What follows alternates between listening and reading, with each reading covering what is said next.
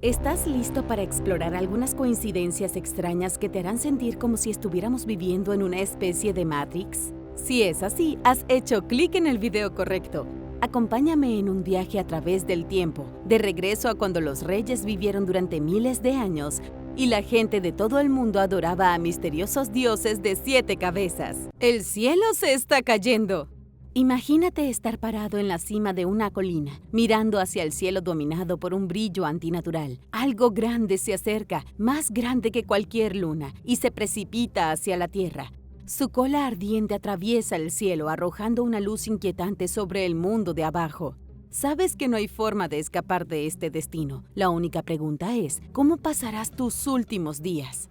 Hace unos 13.000 años, algo extraordinario podría haber sucedido. Un evento cósmico que podría haber cambiado el curso de la historia humana para siempre. Los científicos creen que un grupo de fragmentos de cometa se estrelló contra la Tierra, creando una catástrofe casi tan devastadora como la que exterminó a los dinosaurios hace 66 millones de años. Algo así de intenso definitivamente habría sido registrado por culturas antiguas, ¿no lo crees? Esta idea fue explorada por el Dr. Martin Sweetman de la Universidad de Edimburgo. Sugiere que este impacto podría haber sido un punto de inflexión para la civilización humana. En ese momento los humanos ya habían existido durante cientos de miles de años. Sin embargo, la forma en que vivían comenzó a cambiar drásticamente alrededor de este periodo. El Dr. Sweetman y su equipo se centraron en la posibilidad de que el impacto de este cometa pudiera estar relacionado con los grandes cambios que tuvieron lugar durante la Edad de Piedra temprana, en particular en el creciente fértil. Se trata de una región que incluye lo que hoy en día es Egipto, Irak y Líbano, y que suele considerarse la cuna de la civilización. Aquí es donde la gente empezó a establecerse, a cultivar y a construir estructuras permanentes, alejándose del estilo de vida nómadas de cazadores-recolectores. Sí, aquí es donde ocurrió todo. La investigación del equipo se centró en pruebas geológicas de América del Norte y Groenlandia. Encontraron rastros de platino, nanodiamantes y materiales que habían estado expuestos a temperaturas increíblemente altas. Todos estos son signos que son compatibles con un gran impacto. Estos hallazgos respaldan la idea de que una colisión de cometas podría haber provocado los cambios ambientales que llevaron al Dryas reciente. Este fue un periodo marcado por una nimiedad de hielo repentina que duró unos 1300 años. Este evento provocó extinciones generalizadas y obligó a los humanos a adaptarse rápidamente. ¿Qué crees que pasó por la mente de nuestros antepasados al ver algo tan aterrador caer del cielo?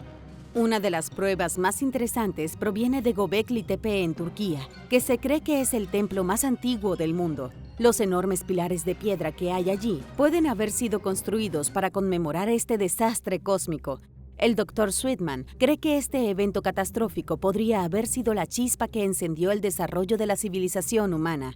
Pero, ¿qué piensas? ¿La civilización realmente comenzó con una explosión? Déjame saber tus opiniones en los comentarios a continuación. Si bien la teoría es convincente, todavía es un tema de debate. La investigación realizada hasta ahora proporciona pistas sólidas, pero se necesitan más pruebas para comprender completamente cómo este impacto de cometa podría haber influido en el mundo antiguo. Ahora una breve pausa para agradecer. Muchas gracias a todos. Necesito agradecerles a todos nuestros suscriptores. Si eres nuevo por aquí, asegúrate de suscribirte para unirte a la familia de Lo Puedes Creer. Antiguo Egipto versus cultura mesoamericana. Los historiadores se han sentido desconcertados por los asombrosos paralelismos entre las culturas del Antiguo Egipto y Mesoamérica. ¿Podrían ser estas similitudes una mera coincidencia o existe una conexión más profunda que espera ser descubierta?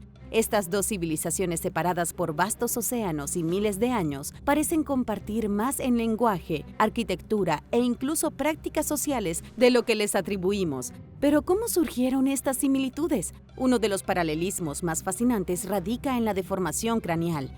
Una práctica en la que la élite de ambas culturas alargaba sus cráneos, posiblemente para distinguirse de las clases bajas. En la cultura maya, esta práctica fue observada por primera vez por los cronistas españoles en el siglo XVI y era algo común entre la clase dominante. Mientras tanto, en Egipto se han encontrado cráneos alargados similares en representaciones del periodo de Amarna, particularmente entre las hijas del faraón Akenatón. Las coincidencias continúan con los idiomas de estas civilizaciones. Cuando comparas palabras del antiguo idioma egipcio con las del náhuatl, hablado por los aztecas y los mayas, encuentras algunas similitudes sorprendentes. Por ejemplo, la palabra maya para día es ahau, que significa lugar o tiempo en egipcio. Hom significa concha de pelota para los mayas, mientras que hem significa pequeña pelota en egipcio. Estos tampoco son ejemplos aislados. Hay cientos de conceptos de palabras similares que parecen conectar estos dos idiomas a través del tiempo y el espacio. Si bien esta práctica no conecta directamente a las dos civilizaciones, es otro paralelo extraño que se suma al misterio. Esta conexión lingüística sorprende porque tradicionalmente los académicos no han reconocido ningún vínculo significativo entre el antiguo Egipto y las lenguas mesoamericanas. En el siglo XVIII se descubrieron similitudes lingüísticas entre idiomas como el sánscrito y el griego, y esto fue suficiente para convencer a los académicos de que estos idiomas probablemente descendían de un ancestro común. Si bien, cuando se trata de las similitudes entre las lenguas egipcias y mesoamericanas, los académicos han dudado en sacar la misma conclusión. ¿Pero por qué? Porque no hay evidencia histórica de contacto entre las dos culturas, al menos hasta ahora no se ha encontrado ninguna. Sin registros de comercio, guerra o comunicación entre ellas, es difícil probar que los antiguos egipcios y mesoamericanos alguna vez se conocieron. Pero dejemos de lado la falta de evidencia histórica por un momento y centrémonos en las sorprendentes similitudes. Tanto los antiguos egipcios como los mayas usaban jeroglíficos, símbolos que representan sonidos e ideas. Los primeros exploradores europeos, al notar la similitud, incluso llamaron al sistema de escritura maya jeroglíficos. Al igual que el sistema egipcio, si bien cada uno tiene sus características únicas, el hecho de que ambas culturas desarrollaron sistemas de escritura tan sofisticados de forma independiente es bastante interesante. Pero las similitudes no terminan con el lenguaje. Tanto los egipcios como los mayas construyeron pirámides impresionantes, y no cualquier pirámide, sino pirámides escalonadas que representan una serie de escalones que conducen hacia arriba hasta una cima. Y lo que es aún más fascinante es que ambas culturas asociaron estas pirámides con imágenes de serpientes.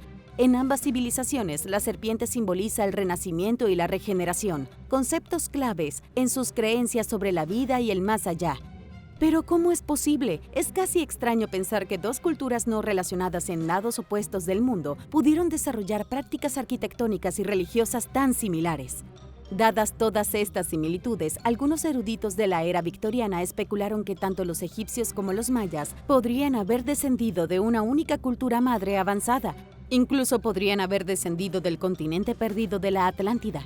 Esta idea, conocida como difusión, sugería que una civilización antigua difundió su conocimiento a ambos lados del Atlántico. No obstante, los eruditos modernos han descartado en gran medida esta teoría. En cambio, favorecen la idea de la invención independiente, que sostiene que las culturas humanas pueden desarrollar tecnologías e ideas similares sin contacto directo.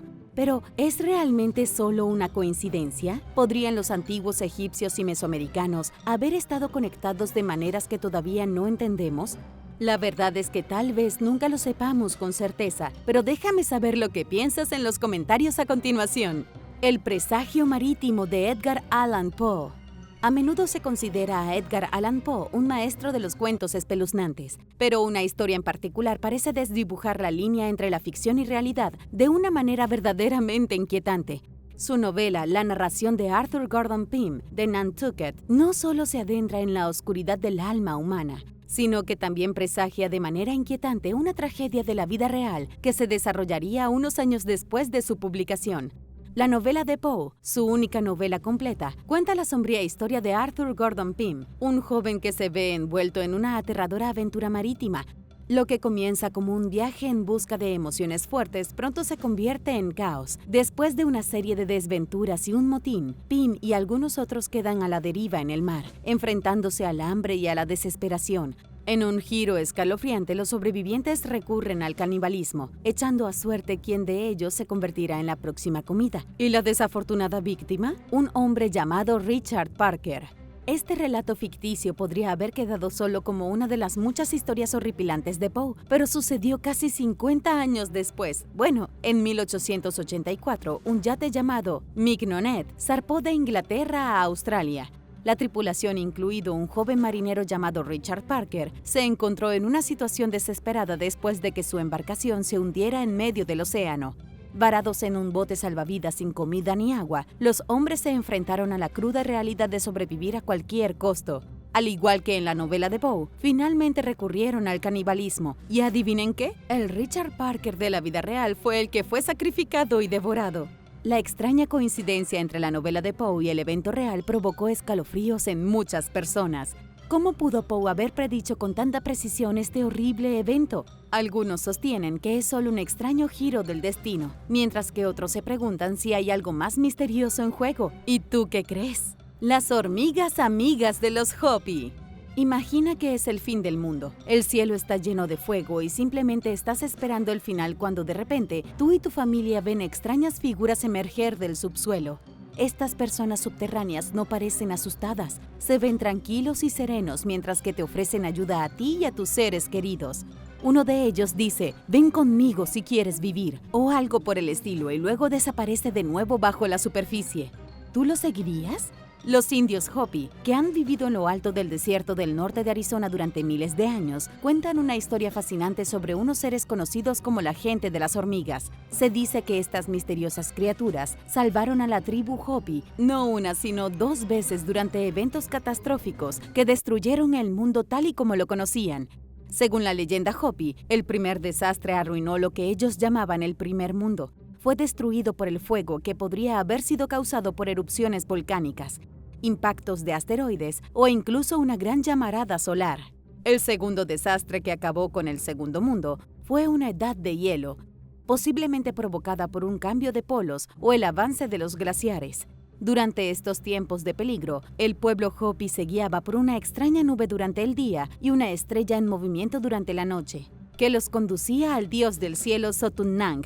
Este dios los presentó al pueblo hormiga o Unosinom en el idioma Hopi. El pueblo hormiga llevó a los Hopis a sus cuevas subterráneas, proporcionándoles refugio y comida cuando los recursos escaseaban. Estos seres serviciales incluso enseñaron a los Hopi la importancia de almacenar alimentos, una lección que resultaría vital para su supervivencia. Curiosamente, otra leyenda sugiere que la razón por la que las hormigas tienen cinturas tan delgadas en la actualidad es porque sacrificaron sus propios suministros de alimentos para ayudar a alimentar a los Hopis durante estos periodos oscuros. El pueblo hormiga no es solo una historia de supervivencia, también tiene conexiones con las estrellas. La constelación de Orión, que presenta una cintura estrecha, es visible en los cielos de invierno cuando las hormigas se esconden en sus colinas subterráneas. Estos hormigueros son notablemente similares en estructuras a las kivas Hopi, que son cámaras de oración subterráneas. Los Hopi incluso tienen una ceremonia llamada Powwamu, o la danza de los frijoles, que realizan cada febrero dentro de las kivas. El ritual implica hacer germinar frijoles en estas cálidas cámaras subterráneas, una técnica que, según afirman, les enseñó el pueblo hormiga. La conexión entre el pueblo hormiga y otras civilizaciones antiguas es donde la historia toma un giro aún más intrigante.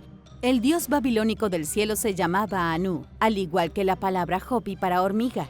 Además, las palabras Hopi-Naki significa amigos, por lo que Anunnaki en Hopi se traduce como amigos de las hormigas. Esto tiene un parecido sorprendente con los Anunnaki sumerios, de quienes se decía que eran seres de los cielos. ¿Podrían haber sido estos amigos de las hormigas los mismos que los Hopi?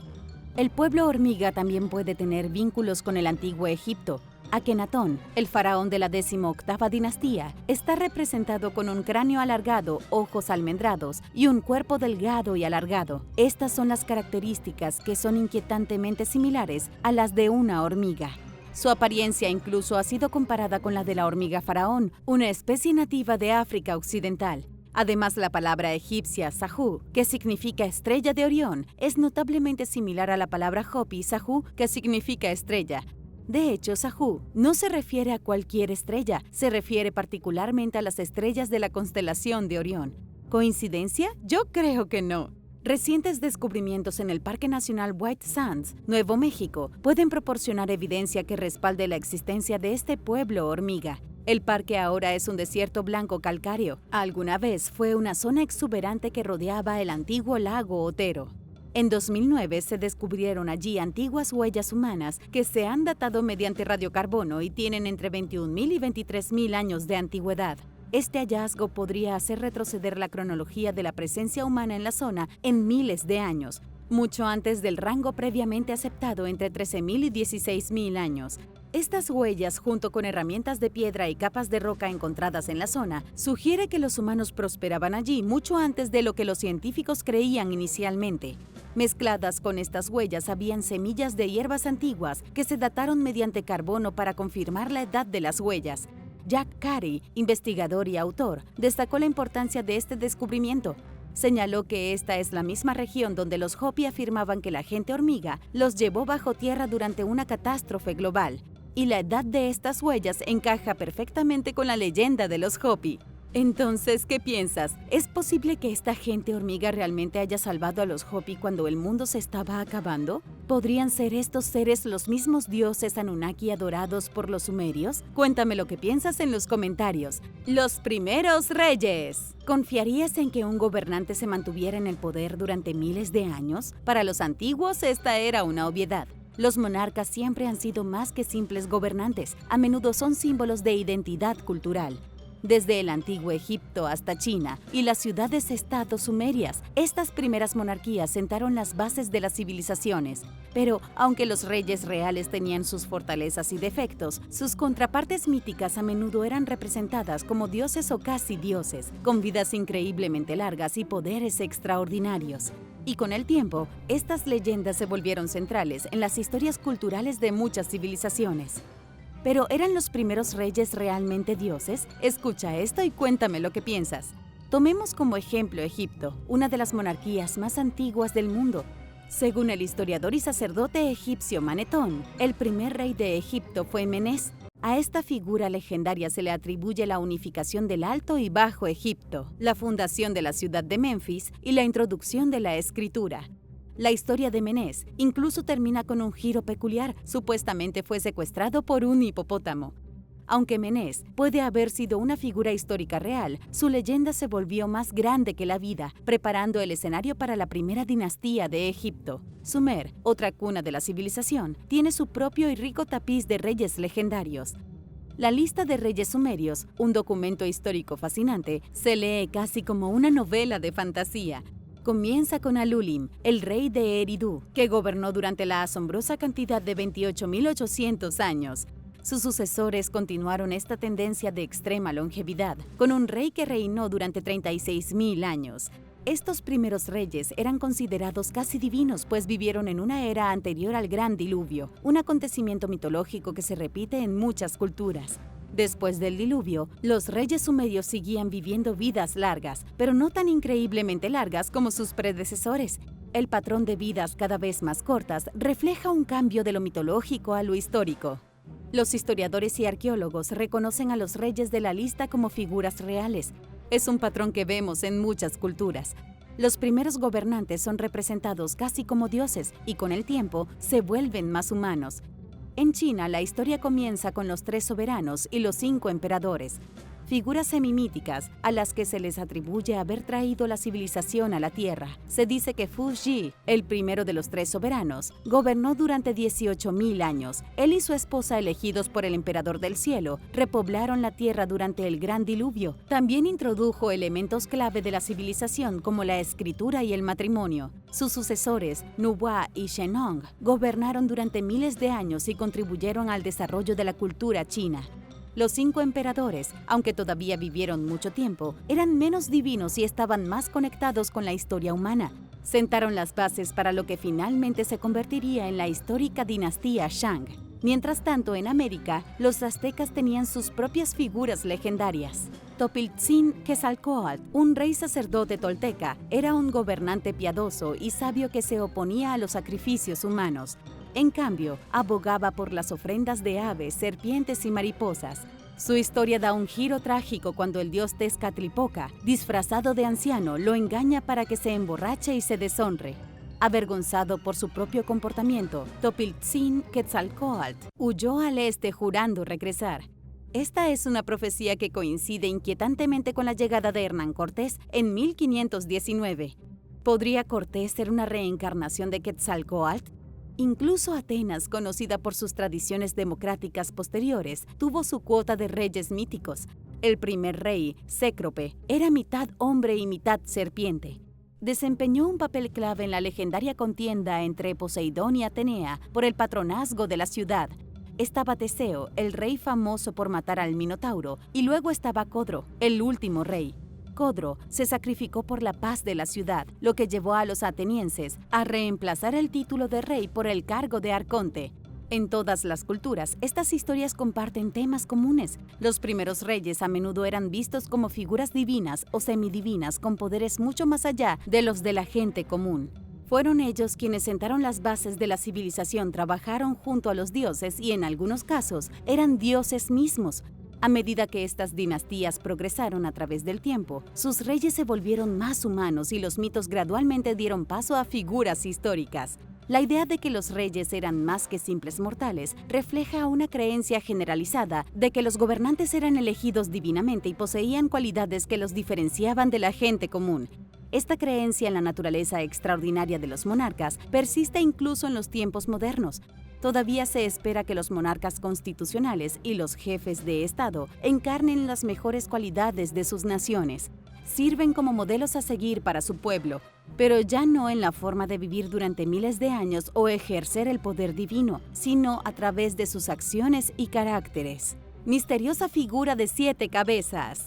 Recientemente los científicos estadounidenses hicieron un descubrimiento sorprendente. Tanto los griegos como los aztecas adoraban a una misteriosa deidad de 7 cabezas. Ambos adoraban a esta deidad de múltiples cabezas a pesar de estar separados por vastas distancias y tiempos. Los griegos representaban a esta criatura como la Hidra de Lerna, una temible bestia asesinada por Hércules. Los aztecas, por otro lado, honraban a una diosa de la fertilidad llamada Chicomelcualt, cuyo nombre se traduce como 7 serpientes. La imaginería de la Hidra no se detuvo en los griegos o los aztecas. Al otro lado del mundo, en Siberia, se encontró un petroglifo de más de 5.000 años de antigüedad que también representa una serpiente de 7 cabezas. La inscripción cerca de la criatura dice Manaka, y a la derecha de la inscripción hay un árbol que simboliza la Vía Láctea, un símbolo sagrado entre los turcos. También se han encontrado representaciones similares en templos antiguos en todo México, lo que sugiere una conexión profundamente arraigada entre estas culturas distantes. En la mitología hindú surge una figura sorprendentemente similar, la diosa Manasa Devi, que a menudo se representa con 7 cabezas de serpiente. Es venerada como la reina de las serpientes. Es una de las deidades más antiguas de la India. La conexión entre Manasa Devi y la inscripción en el petroglifo siberiano Manaka es demasiado estrecha como para ignorarla. Estas conexiones apuntan a una tradición mitológica compartida o tal vez a un capítulo olvidado de la historia humana. Esta deidad de 7 cabezas también aparece en las antiguas culturas mesopotámicas, como los asirios y los sumerios, donde se la conocía como la serpiente Mushman. La conexión entre la hidra y el agua es un hilo conductor en muchos de estos mitos. En la mitología indoeuropea, las serpientes y los dragones solían ser guardianes del agua y los héroes tenían que derrotarlos para restaurar la fertilidad de la tierra. Y no olvidemos que otra figura de 7 cabezas aparece en el libro del Apocalipsis de la Biblia. Así es, según este libro, al final de los tiempos, esta bestia que se describe como un gran dragón rojo, con 10 cuernos y 7 cabezas, descenderá de los cielos. Su cola arrastrará 1/3 de las estrellas del cielo nocturno, enviándolas a toda velocidad hacia la Tierra. ¿Podría ser que este dragón esté basado en un evento real que sucedió hace mucho tiempo? ¿Podría cada historia de una figura de 7 cabezas hacer referencia a este dragón del Apocalipsis? Es posible, pero no hay forma de saberlo con certeza. Pero si ese no es el caso, ¿por qué esta serpiente de 7 cabezas era tan ampliamente adorada? Una teoría sugiere que los pueblos antiguos veneraban la constelación de la Hidra, una formación masiva que se extiende a lo largo de 100 grados del cielo. Los nómadas creían que este dragón celestial creó la Vía Láctea. Estas leyendas y símbolos han perdurado a través del tiempo, planteando preguntas sobre conexiones antiguas en todo el mundo. ¿Podrían estas historias de la Hidra de 7 cabezas, desde Chicomecuat hasta Manasa Devi, revelar un capítulo no contado de la historia humana? Déjame saber lo que piensas en los comentarios. ¡Surcando los cielos!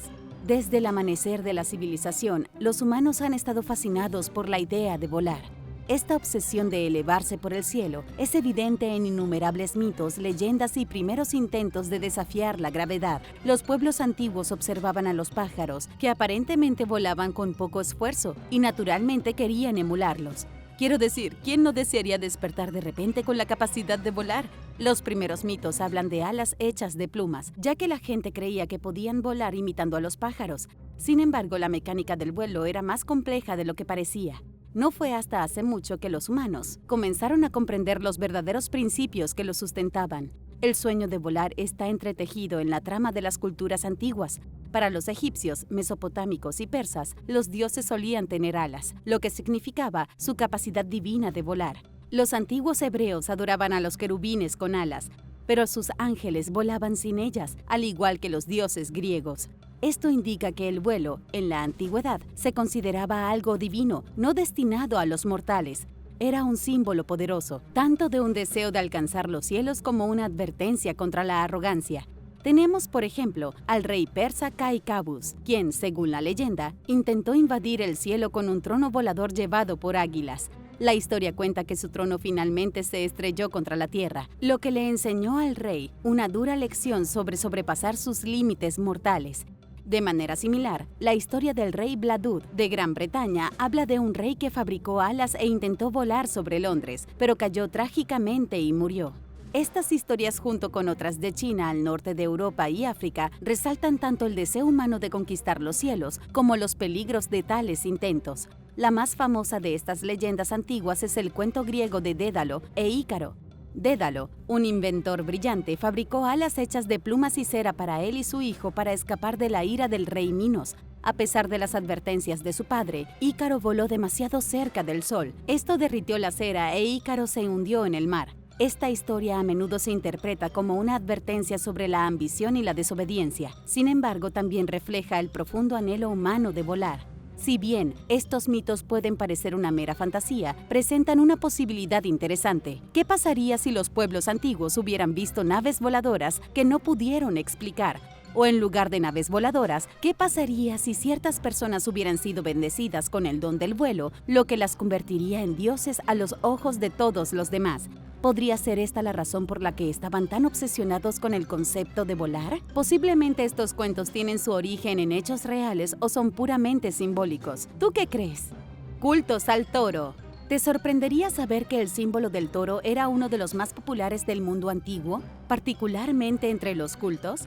A lo largo de la historia antigua, el toro fue más que un animal poderoso. Era un símbolo de fuerza divina, fertilidad y renacimiento, y sus cuernos incluso representaban a la luna. En varias culturas del Mediterráneo y más allá, el culto al toro adoptó diferentes formas, cada una con su propia mitología y rituales. Pero, ¿qué hizo que el toro fuera tan universalmente venerado? La historia comienza en el Paleolítico. Los pueblos antiguos representaban toros en pinturas rupestres, como las que se encuentran en las cuevas de Altamira en España. Estas primeras representaciones pueden no haber sido una evidencia directa del culto al toro, pero sentaron las bases para rituales posteriores. ¿Y dónde tenían lugar estos rituales? Bueno, a menudo tenían lugar en templos oscuros similares a cuevas. En Catalhuyuk, en Anatolia, alrededor del 7000 a.C., el culto al toro se hizo más evidente. Allí cráneos, cuernos y pinturas de toros adornaban santuarios. Incluso habían representaciones de personas practicando el salto del toro, un deporte peligroso que implicaba hazañas acrobáticas sobre los lomos de los toros. Olvídate de los vaqueros, en el año 7000 a.C. eran los Bull Boys. La conexión del toro con las deidades de la fertilidad y los temas de muerte y renacimiento eran prominentes, lo que sugiere que el toro era visto como un símbolo de vida, la muerte y el ciclo de la naturaleza. Con el paso del tiempo, el culto al toro se extendió a Mesopotamia, donde el toro era más que un simple objeto de veneración.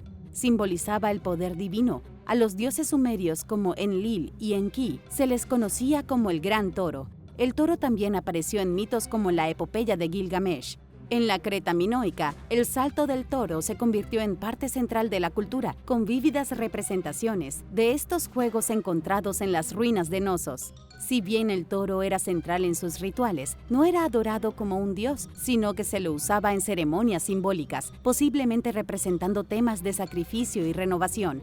El famoso mito del Minotauro, una criatura con cuerpo de hombre y cabeza de toro, vincula aún más la cultura cretense con el simbolismo del toro. No obstante, Egipto sobresale como el centro más destacado de la adoración al toro.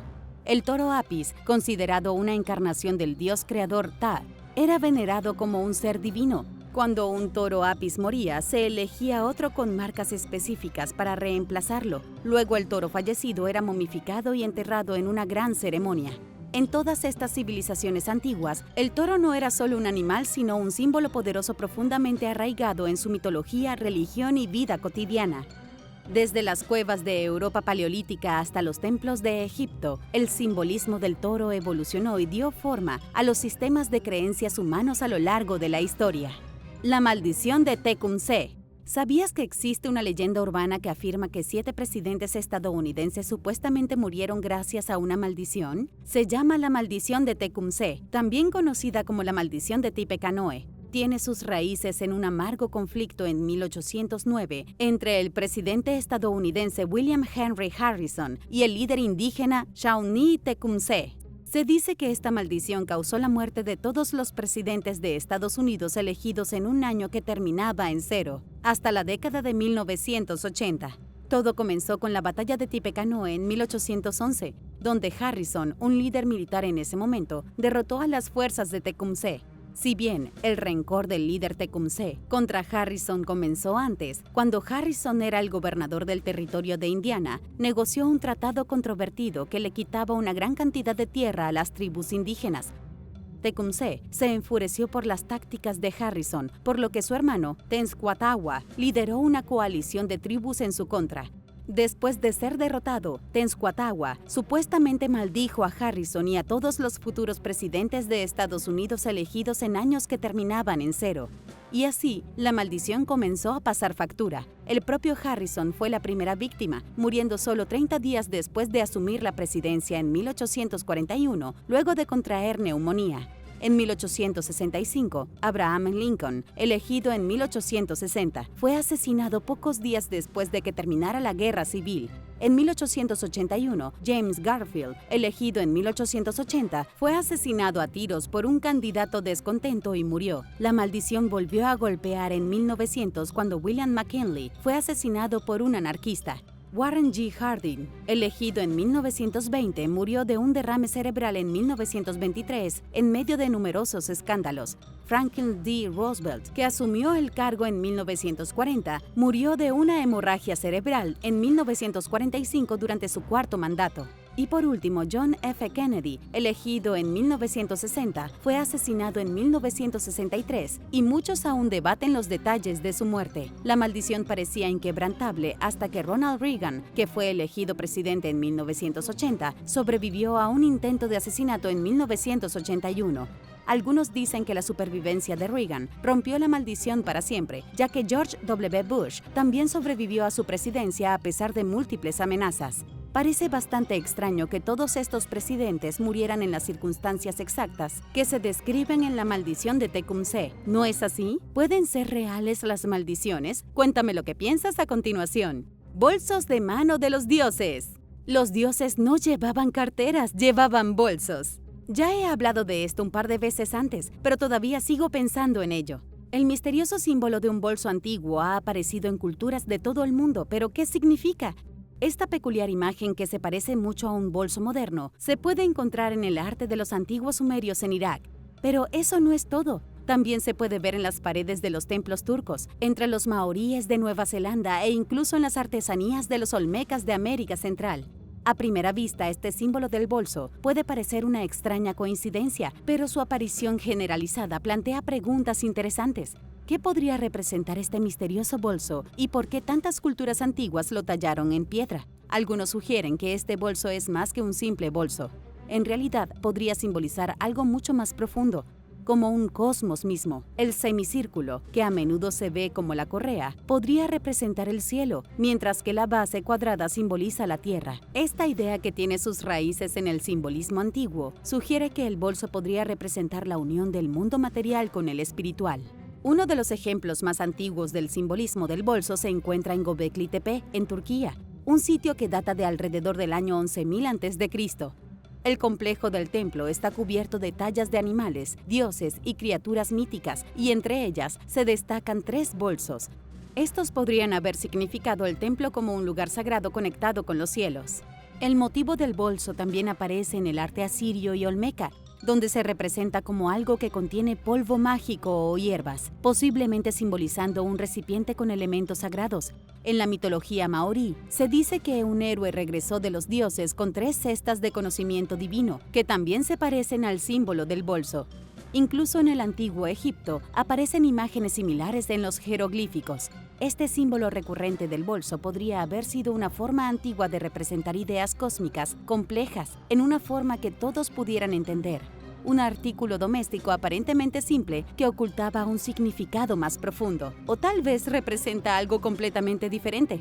¿Qué opinas del antiguo símbolo del bolso que se usa en todo el mundo? Cuéntame en los comentarios a continuación. Y mientras lo haces, asegúrate de dejar un me gusta y suscribirte al canal si aún no lo has hecho. Número 10. Calaveras alargadas. Una de las coincidencias culturales más curiosas de todo el mundo es que los antiguos pueblos de élite alargaban el cráneo. Los arqueólogos de Corea del Sur descubrieron recientemente un cráneo alargado muy similar a los cráneos alargados que se encuentran en México, Perú y Europa. Parece que el fenómeno cultural de mutilar deliberadamente el cráneo humano para hacerlo más largo y prominente estaba más extendido de lo que se pensaba. El cráneo alargado se encontró dentro de un antiguo ataúd coreano del siglo VI y pertenecía a una mujer. Al analizar los huesos, los investigadores pudieron averiguar que la mujer murió en algún momento de sus 30 años y había sido parte del reino de Silla, la dinastía que gobernó toda la península de Corea desde el 57 a.C. hasta el 935 después de Cristo. También observaron los isótopos de carbono en sus huesos para ver que había comido principalmente una dieta vegetariana de trigo y arroz. Se cree que esto es la prueba de la influencia budista en el antiguo reino de Silla. Pero la extraña coincidencia aquí es que ella tenía un cráneo como un extraterrestre. Es difícil creer que la práctica de la deformación craneal se haya extendido de alguna manera desde el antiguo Perú a la península de Corea. Literalmente no tiene ningún sentido, ya que estas dos culturas nunca tuvieron contacto entre sí. ¿Por qué tantas culturas del pasado creían en la necesidad de estos grandes cráneos? Eran un proceso complicado que tenía que iniciarse prácticamente desde el nacimiento y podía tener efectos secundarios peligrosos. ¿Por qué las sociedades valoraban este tipo de forma de cabeza y por qué este grupo querría destacarse del resto de la gente? Para muchos, la explicación fácil es que aprendieron la práctica de una fuente externa que los contactó. ¿Pero tú qué piensas? Déjame saberlo abajo en los comentarios. Número 9. El tercer ojo. El tercer ojo tiene una larga historia de la India y Asia, y en todos los lugares donde se ha extendido el budismo y el taoísmo. La evidencia de un tercer ojo se puede ver en esculturas y pinturas en toda Asia y el subcontinente indio. Según los espiritistas modernos, el tercer ojo es un poder antiguo que toda persona posee, y las culturas antiguas lo han sabido y creído en él durante miles de años. El tercer ojo es accesible para cualquier persona y puede dotarlo de una conciencia superior, una mayor percepción del mundo que lo rodea e incluso algunos casos raros de clarividencia. Pero, por supuesto, la definición exacta del tercer ojo varía según el espiritista con el que estés hablando. Aún así, el tercer ojo se puede encontrar en todas las religiones orientales, incluso en el hinduismo. Está claramente marcado en las estatuas con un punto en medio de la frente. Honestamente, es bastante difícil pasarlo por alto, pero aquí es donde las cosas se ponen un poco extrañas. Los arqueólogos e historiadores casi han ignorado la prueba flagrante de que los mesoamericanos sabían tanto sobre el tercer ojo como la gente de Asia. Culturas como la maya, la olmeca y la azteca e incluso la inca conocían el tercer ojo y lo incorporaban en sus obras de arte y esculturas. Se ve un poco diferente en la parte oriental del mundo, pero se puede ver una forma circular muy distinta en el medio de la frente en máscaras funerarias, estatuas de dioses y en las esculturas de cabezas gigantes dejadas por la gente olmeca extremadamente misteriosa. Richard Casaro, a quien le encanta estudiar este tipo de coincidencias, se pregunta por qué los historiadores parecen haber ignorado esto, pero la coincidencia está ahí para que cualquiera la vea. Número 8. Pinturas de manos. Se han avistado pinturas y símbolos de motivos de manos en casi todo el mundo. La mayoría tienen más de 10.000 años, probablemente creados por las personas más antiguas de la Tierra. Pero lo realmente extraño es que casi todos los motivos de manos que se encuentran en el arte rupestre del mundo son casi idénticos. Las pinturas de manos se han realizado en diversas formas, como esténciles, con pintura rociada desde la boca, con carbón en polvo o con pinturas y pinceles. Aún así, los resultados son inquietantemente similares, con las huellas huellas de las manos de hombres, mujeres y niños que se encuentran en las paredes de las cuevas prehistóricas desde Francia hasta Argentina. Lo que los antropólogos no pueden entender es el significado detrás de los motivos, porque básicamente todas las ramas de la humanidad decidieron pintar sus manos en las paredes de las cuevas. ¿Tenía algo que ver con el misterioso ritual antiguo? ¿Es todo solo una coincidencia? No tenemos respuestas definitivas, pero hay otra parte extraña del misterio. Se han encontrado muchas pinturas de manos a las que les falta un dedo. En otras palabras, el que hizo las pinturas rupestres les faltaba uno de sus dedos o decidió no ponerlo. Grupos enteros de personas con solo 3 dedos y un pulgar han estado dejando sus huellas en la roca. Los expertos han adivinado que podría ser algún tipo de lenguaje de señas o simbolismo. Otros expertos creen que algunas personas primitivas se mutilaron a propósito, cortándose uno de sus dedos como parte de una ceremonia espantosa.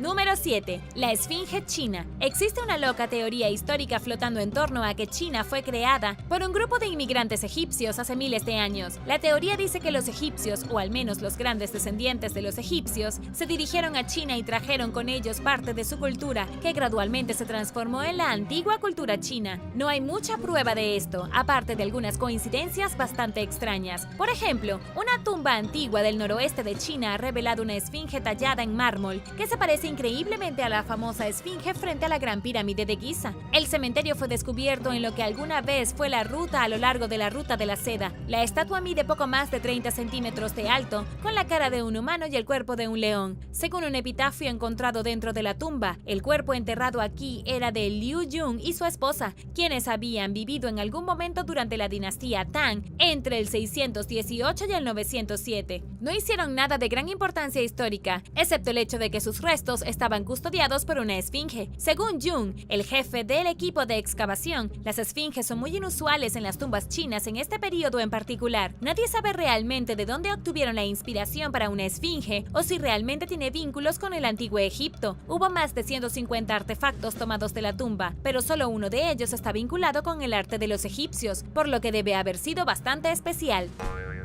Número 6. Egipcios y mayas. Hablando de una extraña conexión con los egipcios, aquí hay algo que te sorprenderá. La única cultura en la Tierra que tiene más en común con el antiguo Egipto es sin duda la maya. Ambas culturas no solo construyeron algunas de las estructuras piramidales más impresionantes del mundo, sino que también usaron sistemas de escritura jeroglíficos que eran sorprendentemente similares. Sí, es cierto que las pirámides mayas fueron construidas miles de años después que las pirámides egipcias, pero eso no cambia el hecho de que los mayas nunca conocieron a los egipcios y aún así encontraron la manera de copiarlos desde el otro lado del océano. Para darte una línea del tiempo aproximada, las pirámides de Egipto se construyeron 2000 años antes de las que se encuentran en México, Guatemala y Belice. Pero, ¿qué sucede con los jeroglíficos? Parece increíble que dos culturas separadas por tanto tiempo y distancia hayan creado a casi al mismo tiempo un sistema de escritura, pero es cierto. Los egipcios y los mayas usaban símbolos especiales para transmitir pensamientos y significados. Los jeroglíficos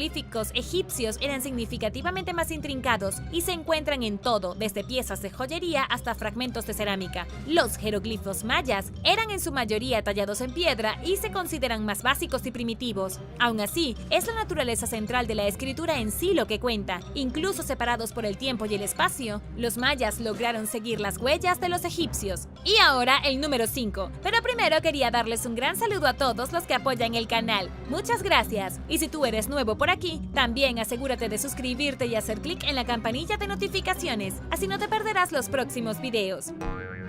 Número 5. Dioses griegos y romanos. Es posible que hayas notado que existen algunas similitudes serias entre los dioses romanos y los dioses griegos. Esta coincidencia cultural es en realidad más que los romanos absorbieron el panteón griego. Por ejemplo, los griegos tenían a Zeus y los romanos convirtieron a Zeus en Júpiter. Ambos eran el rey de los dioses y manejaban relámpagos mágicos. La diosa del matrimonio en Grecia era Hera y en Roma era Juno. Los romanos tenían a Diana como diosa de la casa y los griegos a Artemisa. Pero ¿cómo ocurrió esto? Como puedes ver, esto es mucho más que una mera coincidencia. Los romanos no solo incorporaron creencias griegas, sino que las robaron y las renombraron. La historia de cómo sucedió esto comienza en el 146 a.C.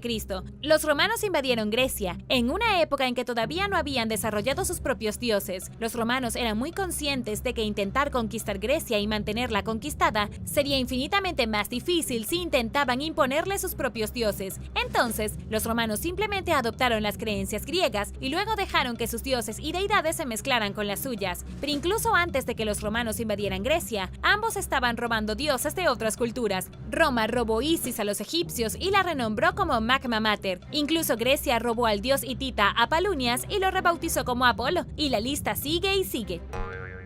Número 4. Piñas. Las piñas han sido utilizadas por civilizaciones más antiguas de las que puedes imaginar. Fueron consideradas símbolos de fertilidad por los asirios, los romanos, los griegos e incluso los cristianos. Es uno de los símbolos más frecuentes en las culturas antiguas. El bastón de Osiris tiene una piña en la parte superior. Los dioses hindúes generalmente se muestran sosteniendo piñas en sus manos, y las tallas asirias de hace más de 3000 años representan las piñas que se utilizaban como fertilizante para el árbol de la vida. También va al otro lado del mundo, con estatuas descubiertas en lugares como México que representan piñas. Pero, ¿cuál es el problema con la piña? Los expertos teorizan que la piña está asociada con la glándula pineal, o lo que algunos llaman el tercer ojo, pero es aún más profundo que eso, con múltiples culturas antiguas que asocian las piñas con la vida eterna. El dios azteca del maíz, Chicomecolt, se ve en estatuas que sostienen la piña y la hoja perenne como símbolos de la vida agrícola, pero es un poco diferente con los antiguos celtas y romanos, que pensaban en las piñas como símbolo de fertilidad. Los celtas solían poner amuletos de fertilidad en forma de piña debajo de sus almohadas por la noche, y los romanos se los daban como ofrendas a Venus, la diosa del amor.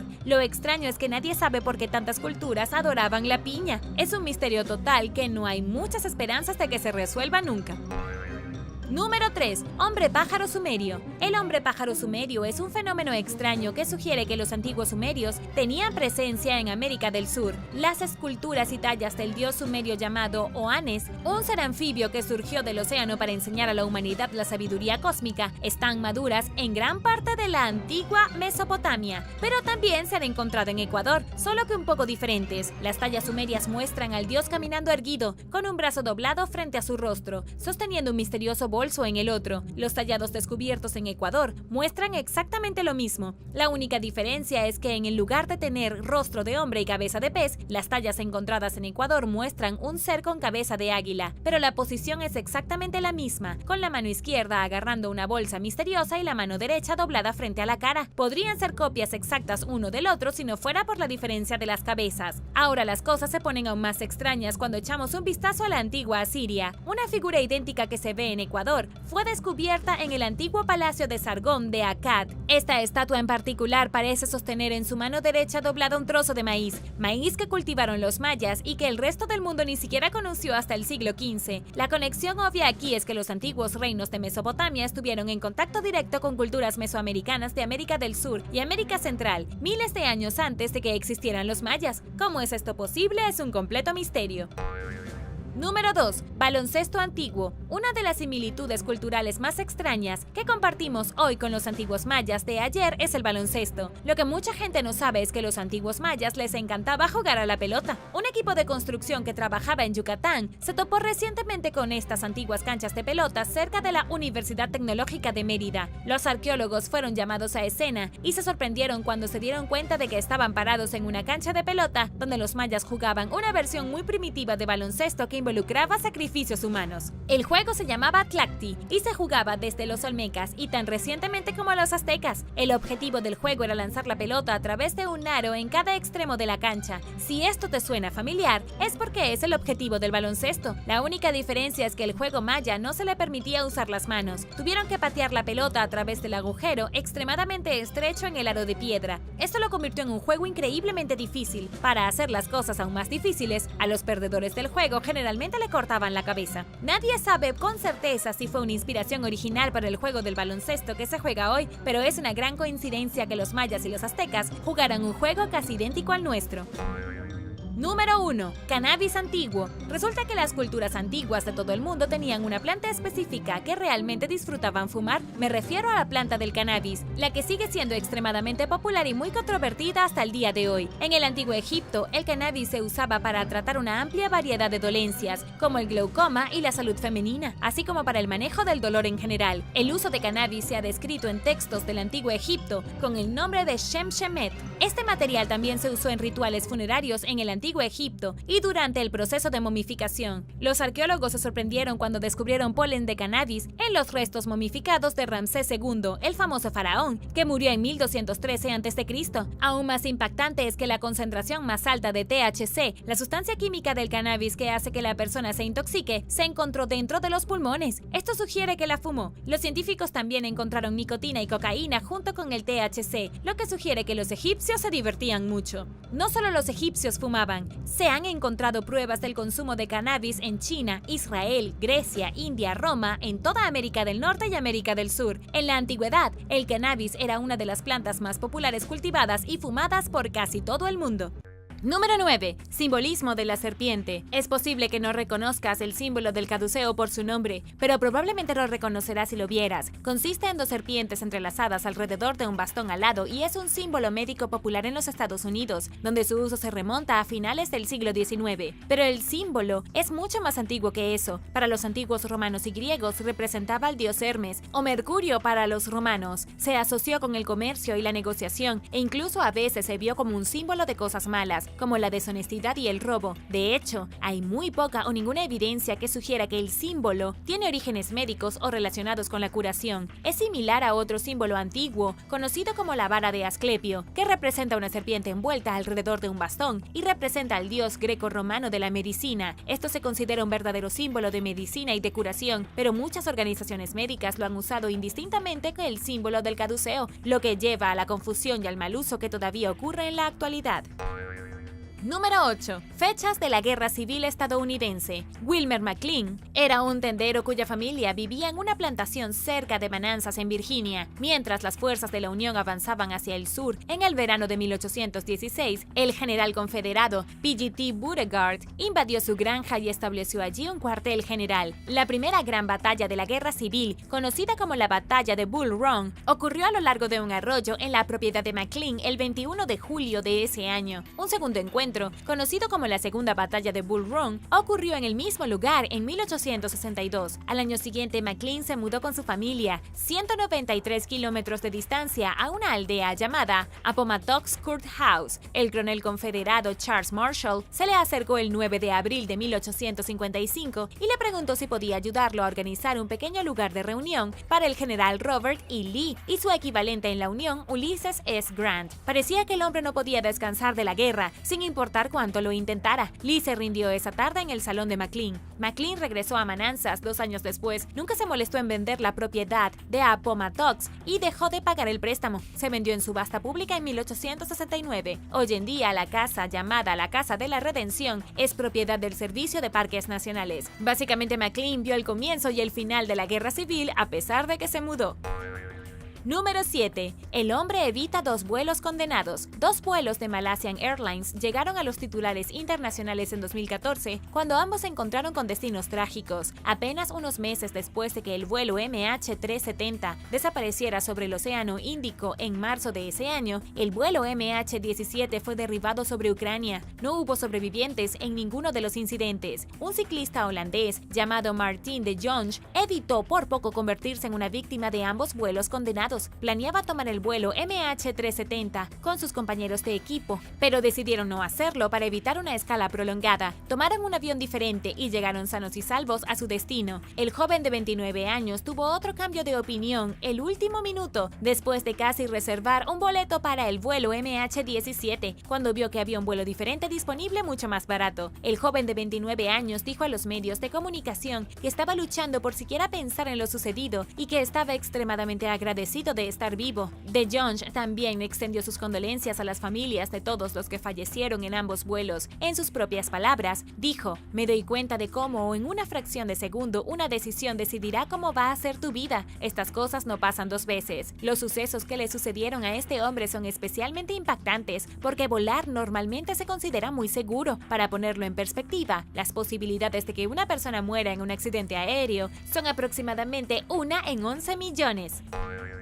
Número 6. Los primeros y los últimos soldados. John Parr, de 16 años, fue el primero de alrededor de 750,000 soldados británicos en morir en la Primera Guerra Mundial. Murió de un balazo, como también murió George Edwin Ellinson, de 40 años, quien fue el último soldado británico en morir en el conflicto. John creció en el norte de Londres antes de embarcarse en la guerra. Le dispararon cerca de la ciudad belga de Mons el 21 de agosto de 1914, mientras exploraba en su bicicleta. En ese momento los británicos avanzaban sobre la región en busca de los alemanes. El joven fue enterrado en un terreno donado en 1917, después de que el gobierno alemán decidiera honrar debidamente a los soldados de ambos lados de la guerra que murieron en la zona. George era de Leeds. Fue asesinado a tiros el 11 de noviembre de 1918, solo una hora y media antes de que entrara en vigor el armisticio que puso fin a la guerra. Participaba en un avance de última hora que se produjo después de que quedara claro de que el conflicto estaba a punto de terminar.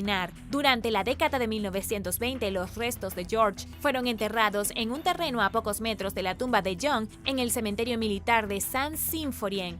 Las lápidas están una frente a la otra. Ninguno de los involucrados en el entierro se dio cuenta de que estaban colocando al último británico en morir en la guerra justo enfrente del primero.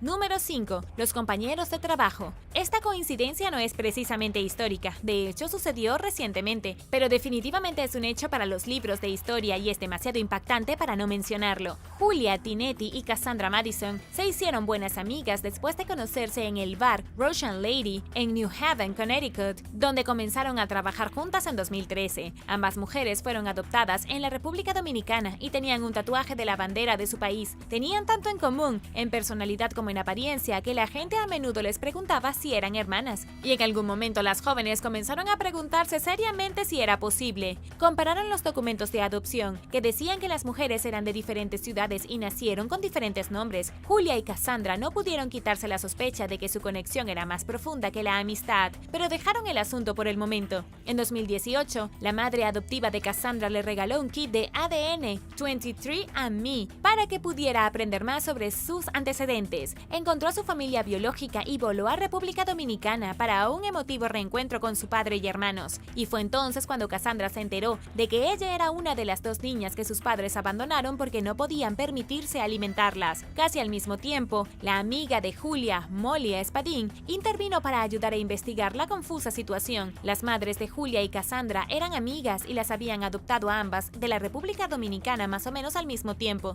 Cuando Molly inició el papeleo para saber si Julia y Cassandra eran hermanas, todos los involucrados comenzaron a preguntarse si había habido algún tipo de confusión, porque el parecido entre Cassandra y Julia era muy grande. El ADN demostró que Cassandra y Julia eran hermanas biológicas. El papeleo de hecho se había mezclado. Julia se hizo una prueba de ADN y los resultados probaron lo que las 2 amigas parecían haber sabido todo el tiempo. Navegar por la situación ha sido difícil para Julia, quien no estaba interesada en encontrar a su familia biológica hasta que encontró a su hermano perdido hacía mucho tiempo. Ahora que tiene a alguien con quien más embarcarse en el viaje, espera conocer a toda la familia. ¿Conoces a alguien que se haya enterado de una conexión o un secreto impactante después de hacerse una prueba de ADN? Déjame saberlo abajo en los comentarios. Pero primero, si eres un suscriptor que regresa, bienvenido de nuevo. Y si eres nuevo por aquí, también asegúrate de suscribirte y hacer clic en la campanilla de notificaciones, así no te perderás los próximos videos. Número 4. Las muertes de Thomas Jefferson y John Adams. Thomas Jefferson y John Adams se hicieron amigos durante el Congreso Continental en 1775. Los padres fundadores se llevaban muy bien mientras ayudaban a redactar la Constitución estadounidense y viajaban por Europa en representación del país recién establecido. Pero su amistad se agrió debido a diferencias políticas después de que Jefferson sucedió a Adams como presidente en 1801. Estuvieron distanciados durante más de una década antes de que se reencontraran y volvieron a ser cercanos. Los amigos siguieron siendo amigos por el resto de sus vidas. Ambos hombres murieron el 4 de julio de 1826, cuando la nación celebró el 50 aniversario de que se declaró su independencia de Gran Bretaña. Jefferson tenía 83 años y falleció en su propiedad en Monticello, en Virginia. Adams tenía 90, cuando respiró por última vez en Quincy, Massachusetts, horas después. No sabía que Jefferson había muerto el mismo día.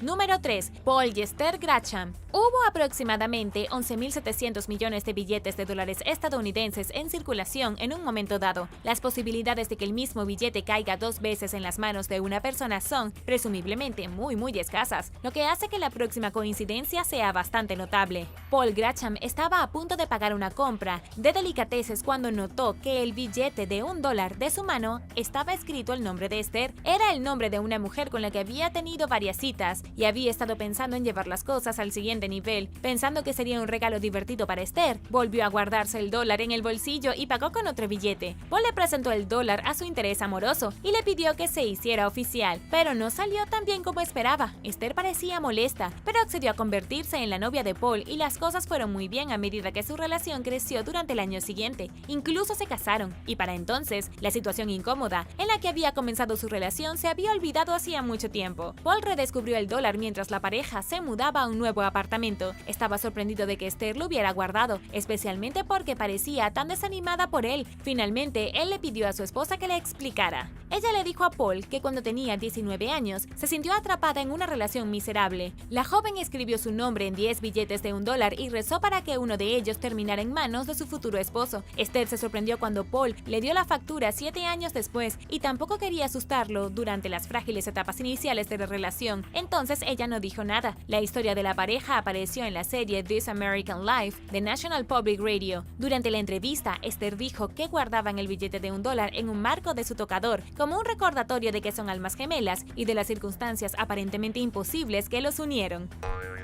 Número 2. Dos idiomas, la misma palabra. Mbabaram es una lengua aborigen que se desarrolló en Australia mucho antes de que llegaran allí los primeros angloparlantes. Algunos dicen que la lengua se está muriendo, mientras que otros ya la consideran extinta. Los lingüistas modernos saben muy poco sobre ella a pesar de haber buscado hablantes, lo que habla de su escasez. Robert Malcolm Ward Dixon, profesor de lingüística de la Universidad James Cook en Queensland, realizó algunas de las investigaciones más exhaustivas sobre el idioma. Descubrió que casi no tenía similitudes con otros idiomas tribales cercanos, por lo que era casi imposible rastrear sus orígenes. La tribu Mbabaram a menudo aprendía los idiomas de las tribus vecinas y no al revés, porque quienes intentaban aprender Mbabaram les resultaba muy difícil. En algún momento los investigadores se dieron cuenta de que la palabra Mbabaram para perro es dog. En otras palabras, suena igual y tiene el mismo significado que el término en inglés. Teniendo en cuenta cómo Mbabaram y el inglés se desarrollaron por separado y de alguna manera distante, es seguro decir que esta similitud no es el resultado de una influencia del idioma. En cambio, parece ser una gran coincidencia. No importa cuál sea la cultura, los humanos amamos a los perros.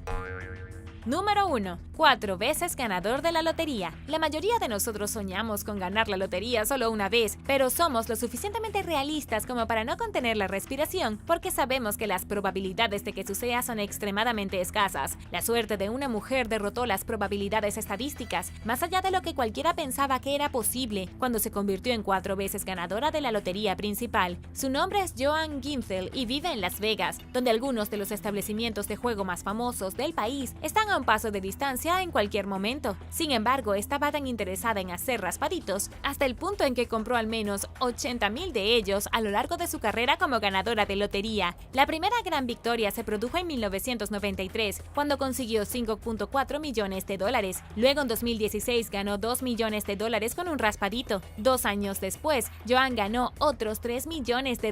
Recibió su mayor premio en 2010 cuando ganó $10 millones, lo que elevó sus ganancias totales a más de 20 millones. Eso sin contar sus muchas victorias más pequeñas, que también aumentaron considerablemente con el tiempo. A estas alturas, probablemente estés deseando haber tenido su suerte, pero ¿eso realmente lo era? Muchos se han preguntado, incluidos los expertos, que estimaron que sus probabilidades de ganar tantas veces eran de 1 en 18 septillones, es decir, 18 con 20 ceros después. A pesar de vivir en Las Vegas, todas las ganancias procedían de la lotería de Texas. Aún más extraño, compró la mayoría de los boletos en la misma tienda en medio de la nada. Como graduada en Stanford con un doctorado en estadística, solo se puede decir que ella tenía sus razones para todo esto, pero ella evita cualquier tipo de fama y nunca ha dado una entrevista detallada. Su estilo de vida implica una cantidad sospechosa de privacidad. Incluso los periodistas experimentados no han podido rastrear a la mujer para conversar. El reportero Peter Murka especuló que Joan usó su experiencia matemática para de alguna manera inclinar las probabilidades a su favor después de ganar su primer premio mayor con nada nada más que un golpe de suerte. Él teorizó que ella prestó atención a la logística de los billetes de lotería que jugaba, quizás descubrió cómo rastrear los envíos, averiguar cuántos premios de lotería quedaban y determinar qué tiendas tenían más probabilidades de tener los boletos ganadores. Murka también supone que Joan gastó millones de boletos de lotería a lo largo de los años y que contó con la ayuda de un amigo. Después de todo, son muchos raspaditos para que alguien los juegue solos. El pago valió la pena. Independientemente de lo que hiciera el ganador de la serie, deliberadamente o no, funcionó extremadamente bien para ella, y parece que nunca descubriremos cuál fue su secreto para establecer una buena suerte estadísticamente improbable. Gracias por ver el video. ¿Has experimentado alguna casualidad inusual? Déjame saberlo abajo en los comentarios. Y no olvides darle me gusta al video. Asegúrate de suscribirte antes de irte y nos vemos la próxima vez.